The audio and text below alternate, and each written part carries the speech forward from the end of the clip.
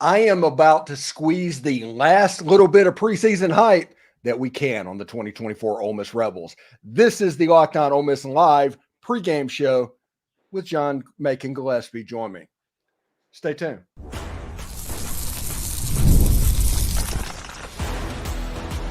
You are Locked On Ole Miss, your daily podcast on the Ole Miss Rebels, part of the Locked On Podcast Network, your team every day. Welcome, Rebel fans. I am Steven Willis, a 10-year veteran member of the national media and a former Ole Miss staff member. You know, we're doing the Ole Miss versus Furman pregame show with John Macon Gillespie from Ole Miss on SI. He will be on the screen in just a little bit. We're going to be talking transfers, Jaxson Dart, and expectations this morning. And we are also going to squeeze that last little bit of preseason hype that we can about this team. This is the Locked On Ole Miss podcast, your daily podcast on the Ole Miss Rebels, part of the Locked On Podcast Network, your team every day. We're free and available on all the podcast apps and on YouTube. Thanks for making Locked On Ole Miss your first listen every day, and a special hello to the everydayers and insiders who make the show what it is. By the way, this game will be the debut of our Insiders program, Game Day program. We'll be doing like 3 takes in between quarters. We're going to be doing some stuff newsworthy in there, and we're going to be talking about other games during the day. If you want to be notified about that, the link is down in the description. We're free and available on all the podcast apps and on YouTube. Thanks for making Locked On Ole Miss your first listen every day, and a special hello to the everydayers who make the show what it is. And don't forget to find a second listen on the network. Chris Gordy at Locked On SEC, or even Corey Burton at Locked On Vandy. They provide other perspectives on college football, the SEC, and yes, even Ole Miss. So check it out. So welcome to the football season. We have willed this moment to happen ever since the clock hit 0 against the Penn State Nittany Lions. Penn State's in West Virginia.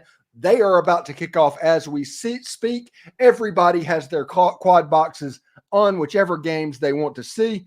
And we are joined by John Macon Gillespie. John, from Ole Miss on SI, man, it is finally here. Ole Miss fans have willed this moment to happen, but kickoff is just hours away. Yeah, it's like a holiday, right? I mean, I think we've all kind of been in that waiting game since the end of the season last year, whether you're an Ole Miss fan or not. I mean, you know, once your team's final regular season game or bowl game hit all zeros, you're looking ahead to next year, wondering what next year is going to hold. And next year is finally here for us, and so it's really exciting. I mean, I'm thrilled to be back in the press box in Oxford today. It's going to be a lot of fun. Yeah, now I could get his name wrong. I'm just doing this off the top of the head. The new Clarion Ledger Ole Miss beat writer will be in attendance as well. I think his name's Sam Hutchins. I believe that's right. This will be my first time meeting him in person today. But he comes very highly recommended by David Eckert, who's a really good friend of mine. You know, obviously he and I have gotten close during his time at the Clarion Ledger, and I'm going to miss him. But he's got a really good opportunity going to Austin for his next gig. Yeah, and a special thank you to David Eckert for everything he did for this podcast and this channel over his time at the Clarion Ledger, and we look forward to having a similar type relationship with Sam as well. So this game is interesting, okay? And it's interesting not in the part that anybody can expect a real challenge from the Furman Paladins. If you look at this, Ole Miss is a 42.5-point favorite. The over-under is at 60.5 points. But if the goal is the playoff, and that's what we were told this whole year, the goal was the playoff, this game is important for Ole Miss. And I think it's important because, honestly, of the kinder, gentler spring and fall camp that Lane Kiffin put the team through. What is the team going to look like? How sharp are they going to be? Are there going to be missed tackles? Are they going to operationally be sound? I think these are the most important questions, because how good Ole Miss is going to be in 2024 is likely very relative to how quickly those issues get ironed out in the beginning of the season. Yeah, and that's a really big advantage Ole Miss has with the opening part of its schedule here in 2024, starting with Furman. I mean, you don't want to view games as throwaway games, or games that don't matter that much. But the way the schedule lines up gives Ole Miss an opportunity to iron out some of those wrinkles before SEC play opens in late September against Kentucky. Yeah, but it is going to be important. I do think that the way Ole Miss approaches this game, a game that you're expected to win by like 6 touchdowns, is going to be kind of a little indicative of kind of where that mindset is, where they are physically after, kind of like you said, a less than physically demanding spring and fall. It'll be interesting to see how they handle that, and going into next week against Middle Tennessee and then Wake Forest after that. Kind of seeing how they stand against teams that they should beat on paper. Yeah, if you look at the keys to this game, and I do keys every Tuesday on this Locked On Ole Miss podcast for people who listen to it or want to listen to it.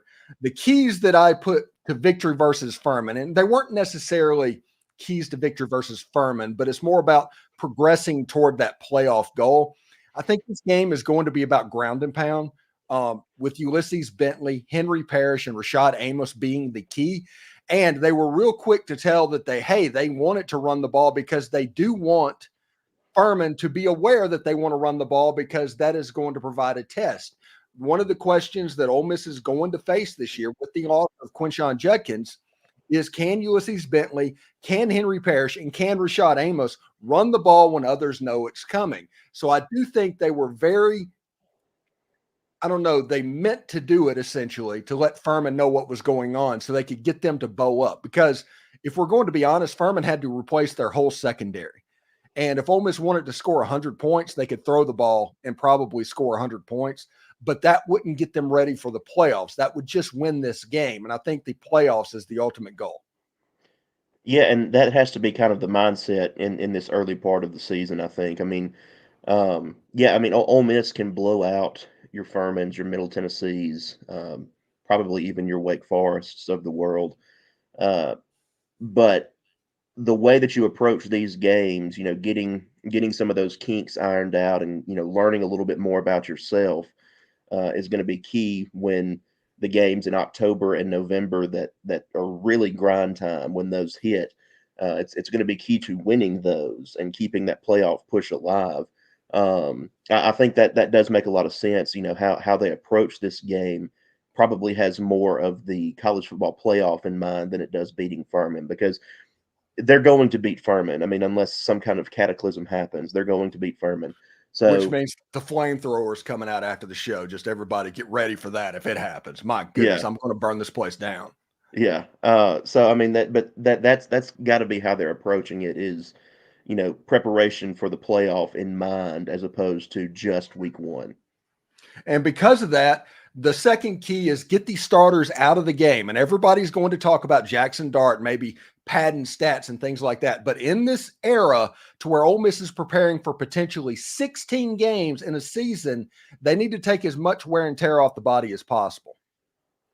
Yeah, I do think that's a big one. They're already dealing with some injuries at wide receiver. That's really, to me, one of the biggest goals of today is getting out of this thing healthy, because games against Furman, or teams like Furman, they don't provide a competitive angle really for an Ole Miss like team. So I mean, you use them as a tune-up type game, but the big thing is getting out of it healthy for when you need a lot of those ones later in the year, where they're still fresh, and that's going to be huge for games like this. And the last one, of course, my last key is for Ole Miss to play clean as possible, especially with the kinder, gentler fall camp that Ole Miss put its team through in the spring and in the fall. Ole Miss needs to avoid penalties. They need to avoid turnovers. They need to have 11 on the field. They need to do all the stuff that they normally do quite well. That is going to be important over the next 4 weeks.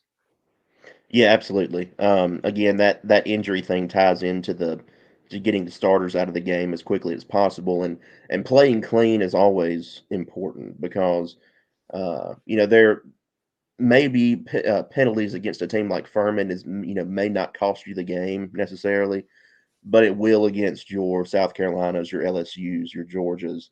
If you have 10, 15 penalties in a game, I mean, that's going to be a massive difference. So getting in the habit of playing clean here in week one is going to be really, really big. All right, you're getting ready to head out of the house to the press box for your job in Oxford. What have you heard about the commute? Have you heard anything about traffic? I know you've probably looked up that to prepare for it. What's going on? I haven't heard much about traffic, but I kind of have a system in place that like when I'm heading up to the stadium, try to get there about an hour and a half ahead of time. That's my goal to kind of give me a little bit of leeway. I don't expect. I haven't even really been outside today, but I don't expect traffic to be ridiculous. I mean, it'll be like a game day, but I don't expect it to be just like insane, you know. Although I do think there will be days this season that it's like that for sure. Yeah, I think we'll talk about the games that have already happened this week. I was both impressed and not impressed with Oklahoma. And I think that the Arkansas Pine Bluff game is just a travesty that game happened. But we'll talk about that in the second part of the schedule. What are the things that you want to see that maybe we haven't talked about over the last 8 months? I assume we've talked about everything, but what are you looking for today? Well, specifically today with Lane Kiffin having talked on Monday about some of the wide receiver injuries, I'm curious to see what some of those younger receivers do today. I think that will be big. Obviously, the run game to me, kind of like you, is the biggest part today. Um, but if we see a lot of reps from a Caden Lee or an Aiden Williams or something like that, I'm curious to see what they look like today. Obviously we know kind of what they're capable of, but if they get more reps today than what we're used to seeing, I'm interested to see because they've gotten a lot of praise this offseason from some of the veterans in the room. So Yeah, it should be really interesting to see. Georgia just absolutely killed Cape Club, and it was like the second play of the game. Oh my goodness. He is lucky he did not fumble that football. But it will be very interesting to see what happens in this football game. And I'm excited about that. Coming up after the break, we are going to talk about the games that have already happened, some of the other games that are on the schedule, and we'll probably check in a little bit on what's going on in Nashville and over in Atlanta as well. He's John Macon Gillespie. I'm Steven Willis. This is the Locked On Ole Miss pregame show. So coming up next, we will look at all of that good stuff. But until then,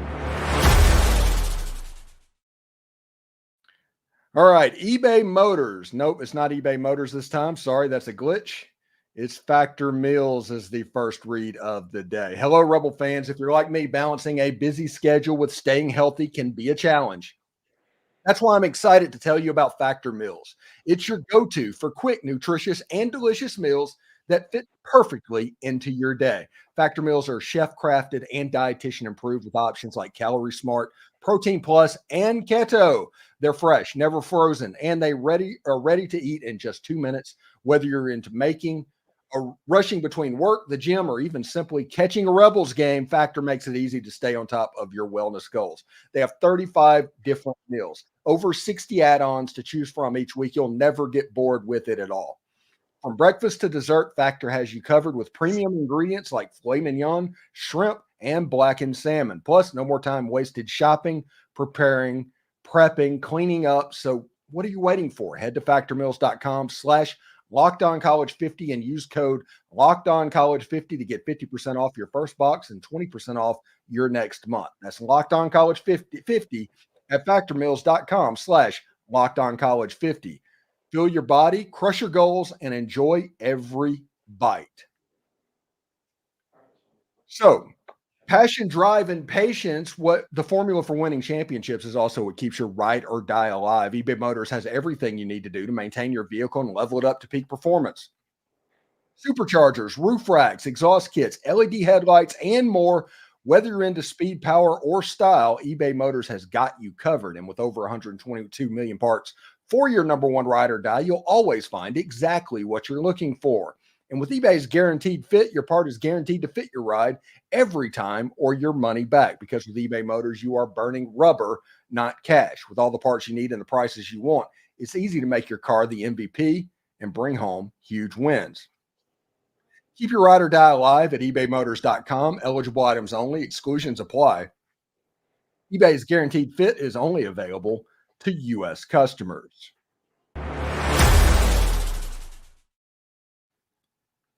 So college football is back today, and it's not too late to catch up before the season catch up. Yes, SEC, ACC, Big 10, and Big 12 fans. You can get it all from Locked On stable of college football experts by subscribing to the Locked On College Football Podcast.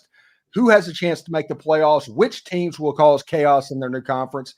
Everything you need to know all in one place. Be sure to check out, follow, and subscribe to the Locked On College Football Podcast. It's part of the Locked On Podcast Network, your team every day. So, John, I am very excited about the games that are going on today and what's going to be the first weekend of college football, because there are some very interesting games. Like, for instance, we talk about the Vandy Virginia Tech game. Vandy is getting ready to punt the ball away. They hold the ball for 7 minutes on their first drive. They're getting ready to kick a field goal. Held the ball for 7 minutes. Vandy is going to play slow, and I genuinely think that Vandy has a chance to have a much better team than we even know.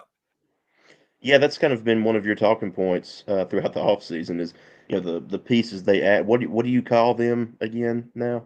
The Vandy State Aggiedors. Yeah, that's right. Yeah. And I think that's fitting, right? And it'll be interesting to see because, we've grown accustomed to Vanderbilt being this doormat over the last 10 years or so, however long it's been.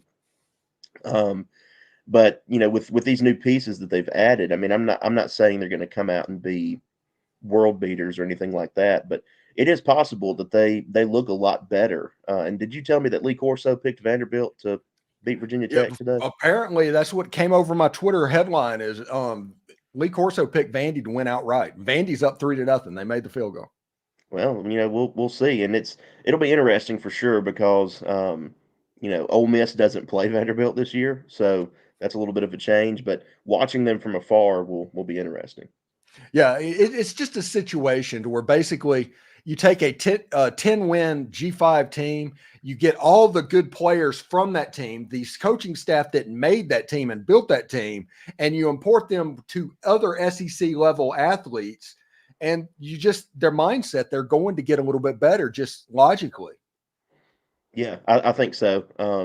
It is kind of like a transplant type deal almost, right? I mean, from one place to another. So it'll be fun to see, and it's I think that for Ole Miss fans, it will be kind of a fun exercise because you're not having to sit back and look at the schedule and say, okay, is something weird going to happen when Ole Miss plays Vanderbilt this year because they don't play. So that'll be a bonus. Ole Miss fans can kind of sit back and watch it from afar and see, what this opponent they're used to seeing looks like this year. Yeah, and like I said, nobody's saying that they're probably even going to win 6 games, although Corey Burton's probably saying that at Locked On Vandy, but they are going to be better than people expect. I think the over-under on wins for Vandy this year is 2.5. There's a chance they hit that before October hits. Mm-hmm. Yeah, that's true. And it'll be interesting for sure. And that over there on their win total to me sounds very appealing. So really interesting stuff. Let's talk about this real quick. Start off with the Arkansas Pine Bluff. They had no business playing Arkansas. Whoever scheduled that game, Arkansas or Arkansas Pine Bluff, they should be ashamed of themselves. And yes, I understand what a bye game is and what a rent-a-win is. Arkansas Pine Bluff had no business scheduling that football game. It looked like a situation that Pine Bluff, it was like prime Bishop Sycamore in that ball game. Yeah, it was rough. I didn't watch that one very closely on Thursday, but I did kind of keep up with it as the night went on, and it was rough for sure. I mean, and you see these Power 5 FCS games kind of get like that sometimes, but I mean, this one was pretty embarrassing. I mean, to put it lightly, it was not very competitive football to say the least, and even less entertaining.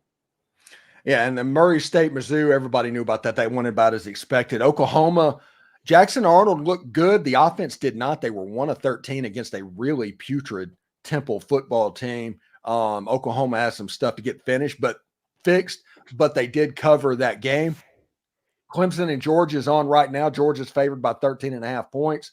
Virginia Tech's favored by 13.5 points against Vandy. They're down currently 3-0 to the Doors. Those are the early games right now. Yeah, I think it's a pretty cool early slate, right? Of Clemson and Georgia, Virginia Tech and Vandy, and then you've even got West Virginia and Penn State too.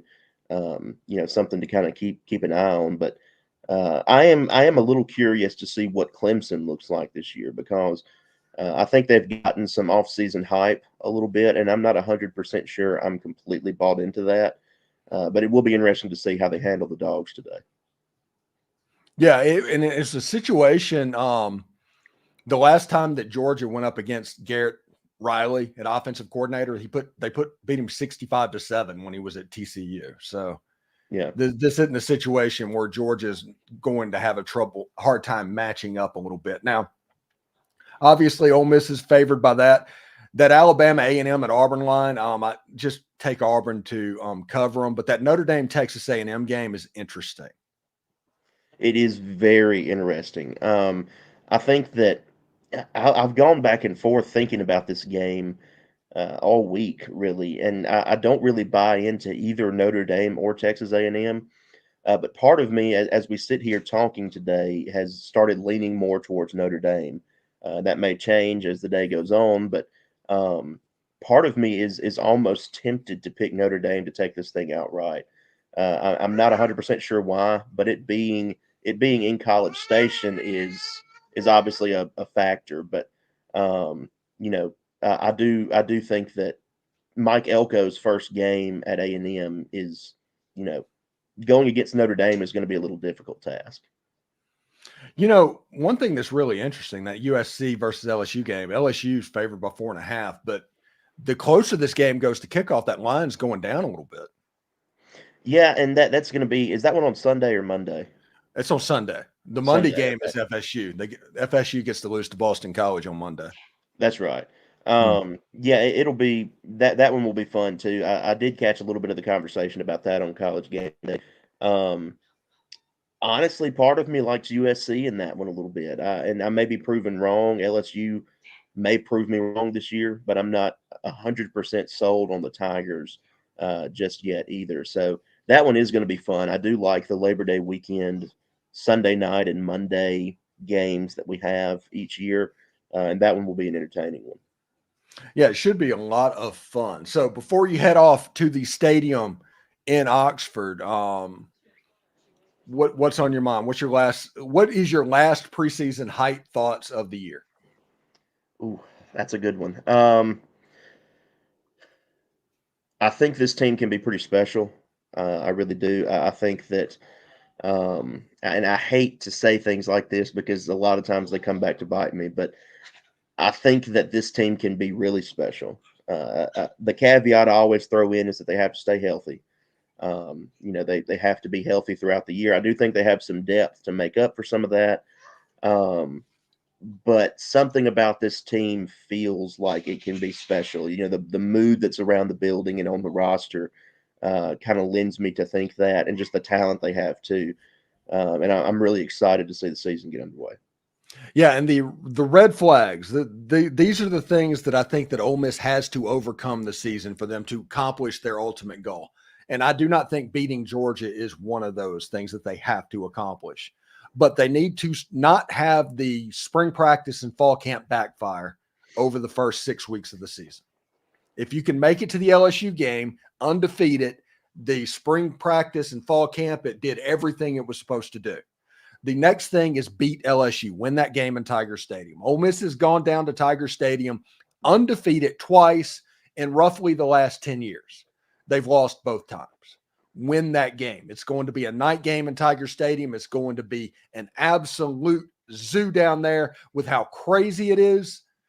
Win that game. So you have to figure out a way to survive that. Oklahoma, do not have a letdown against Oklahoma because they are good enough. One of the most talented teams, if you look at roster talent in the entire SEC. Do not overlook them, despite they might have troubles on the offensive line. They might have went 1 for 13 on third down against the Temple Owls Do not overlook that and avoid the traps at Florida, who has talent-wise one of the better teams in the Southeastern Conference with like 17 draft-eligible Senior Bowl watch list players, and the Arkansas Razorbacks in Fayetteville, because that always has a chance to get weird for Ole Miss fans. If you can avoid those things, you will at least be hosting a playoff game in mid-December against a Michigan or a Penn State or a Notre Dame for what would be the biggest game in the history of the state of Mississippi. That is there. And the thing about it is, there's a good chance that you're going to be favored in every single one of those games. So it's on the table for the taking. And because of that, I think the season, like you said, has a chance to be one of the most special football seasons in the history of Ole Miss football. Yeah, and obviously things can change, things can happen. I'm not going to sit here and say that it's a guarantee any of that happens, but I do think, like you said, it is on the table for sure. I think that it would be foolish to not acknowledge that it's on the table. It would also be foolish to guarantee that any of that happens. But looking at the way the roster is, looking at how the mood in the building is, things like that, the stars seem to be somewhat aligned for that to happen. And we'll have to see. We'll have to see over the next 12, 13 weeks or so, however many few months it is, as to whether or not that comes to pass. But I am really excited to see.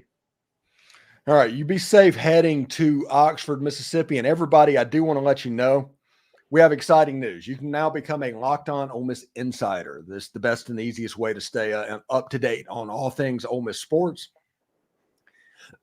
It's a texting program that sends you notifications on everything relevant without the hassle of message boards filled with trolls.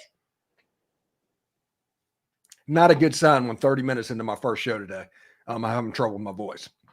Enjoy a 14-day free trial. Experience the future of college sports coverage. We are adding new perks as we go. Like during the game, we're going to give 3 takes in between every quarter. We're going to give anything newsworthy that comes up as well. We're going to try and do that in game day to try and make that experience very good. And, of course, as always, you'll have one-on-one contact with the Locked On Ole Miss podcast group as well. The link is down in the description if you want to sign up. There's a 14-day free trial. After the game, tune into the post-game show where I am going to overreact to everything that happened. That's just to be expected. And tomorrow night at 7 o'clock Central Time, we're also going to live stream with our reaction roundtable, where your favorite Locked On Ole Miss regulars and guests share their thoughts on the football game on Saturday. John Macon, what is your plan for Ole Miss on SA for the game today? We're going to have some live updates on the site, kind of like we've done in years past. Going to have some, obviously, tweeting during the game. We're going to be doing some breaking news type stuff if anything happens during the game. Then I'll be handling a quick hit gamer there at the final buzzer, and then we'll have some post game pieces from the staff and myself tonight and going into tomorrow as well. So we're going to hit it hard. We're going to hit it running today, and I'm really looking forward to it. Should be really good. And thank you for stopping by, John. And we will talk to you probably are you going to be on the live stream Sunday night?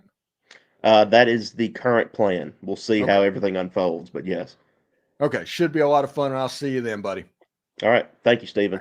All right. John Macon Gillespie from Ole Miss on SI. He does a really fantastic job on that site as well. I hope everybody is ready. College football time is here. Be safe going to Oxford. And to my knowledge, seems to be pretty smooth sailing right now. There's limited tickets available.